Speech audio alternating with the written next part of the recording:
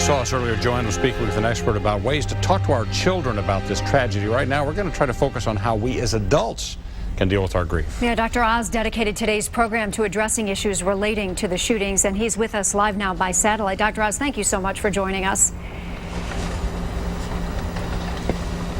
Thanks, Joanne. This has been a big issue for a lot of folks. We tackled it in part because it's such a chaotic process. The fear, the anger, the frustration, the sadness that so many adults feel, of course, will be mirrored in their kids as well. So it's worth spending some time on. Dr. Oz, let's talk about what we just mentioned as adults, right? Because so much attention put to kids, which there should be because they need our help. But I don't think there's an adult out there who isn't struggling ourselves with our own grief and this just blanket of sadness about what's happened. So what do we need to keep in mind for ourselves in dealing with this? Well, the most important thing is you can't fix a feeling. You have to experience it. And don't think you have to overcome this problem. You just have to get through it, which is what we're all struggling to do.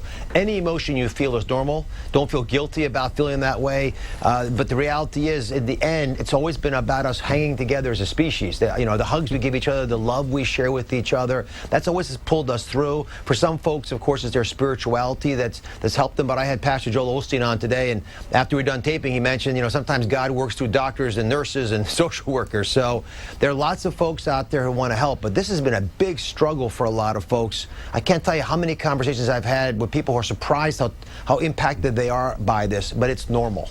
Yeah, Dr. Oz, we as adults, watch our children, and most of us get pretty good at recognizing the signs. They act out or they get unusually quiet or something, but how do we recognize that in other adults? Because other adults, we get used to masking our feelings. How do we know when the adults need professional help, maybe? Well, one thing for sure is don't put a time limit on the feeling, Stephen. Sometimes folks will have this feeling for a month, sometimes years. It doesn't go away. It's really the severity of the symptoms that's more important. If it interferes with your ability to live your life day to day, if you're unable to find some brightness, some grace in this terrible tragedy, it speaks to the fact you need help. Now, it may not be professional help, maybe more help from people around you, support from coworkers and family. But you ought to be able to sleep reasonably well. You ought to be able to function at work effectively and be able to carry on interpersonal relations. And oftentimes that doesn't happen, and you feel confused by that reality. But to witness what we all as a nation witness with those young lives especially being taken is something that is very difficult for most of us who have empathy to deal with. In fact, that's what allowed that killer to do that. He lacked the empathy that the rest of us have, and it was the only reason he was able to perform that atrocious act. Can it help us? Can we feel empowered by doing something good, doing charitable work, or writing letters to the families out there? Or can that help kids and adults alike?